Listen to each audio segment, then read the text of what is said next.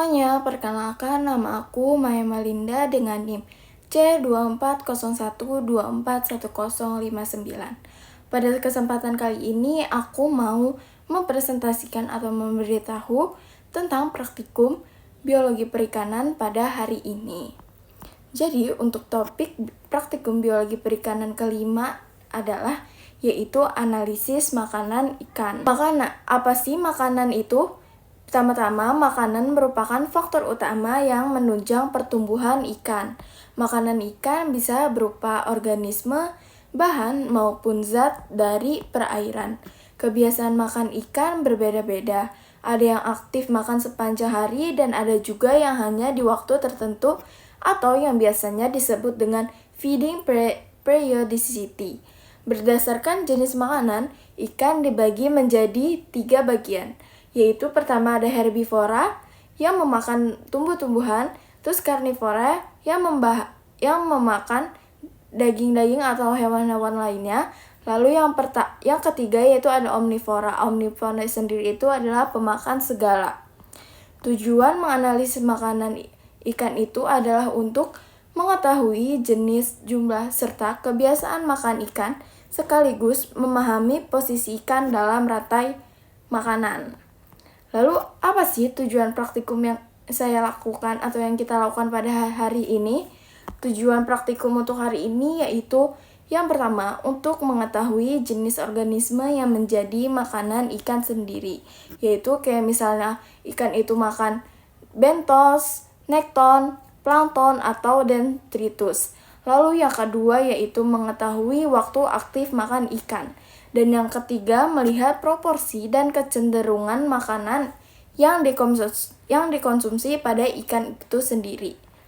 Nah, lalu pada praktikum kali ini, kita membutuhkan alat dan bahan. Alat dan bahannya itu apa aja sih? Nah, beberapa alat yang digunakan antara lain adalah mikroskop untuk melihat makanan ikan, timbangan digital untuk menimbang bobot lambung dan bobot usus ikan itu sendiri, lalu cawan Petri, kaca preparat, dan cover glass. Lalu ada alat bedah juga untuk membuka atau memburai usus dan lambung ikan.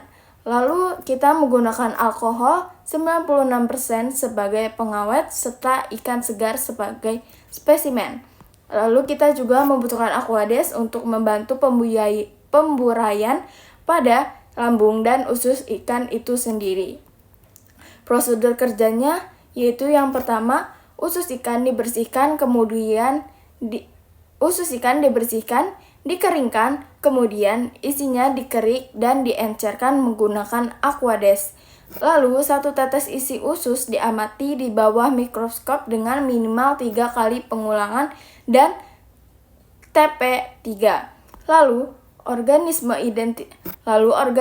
yang dimakan oleh ikan itu yang berada di dalam lambung atau ususnya diidentifikasi dan jumlahnya dicatat menggunakan buku identifikasi. Lalu, apa aja sih metode yang kita gunakan dalam menganalisis makanan ikan ini? Yang pertama yaitu ada metode jumlah.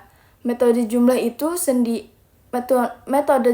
sendiri yaitu menghitung satu persatu organisme. Lalu yang kedua yaitu kita menggunakan metode volumetrik.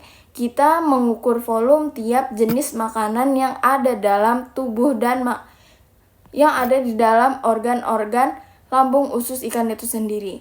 Lalu yang ketiga yaitu ada metode persen tumbukan, yaitu memperkirakan volume relatif tiap jenis. Lalu ada metode grafik, membandingkan berat makanan dalam persen. Lalu ada indeks preponderance, yaitu gabungan frekuensi kejadian dan volume untuk mengetahui makanan dominan.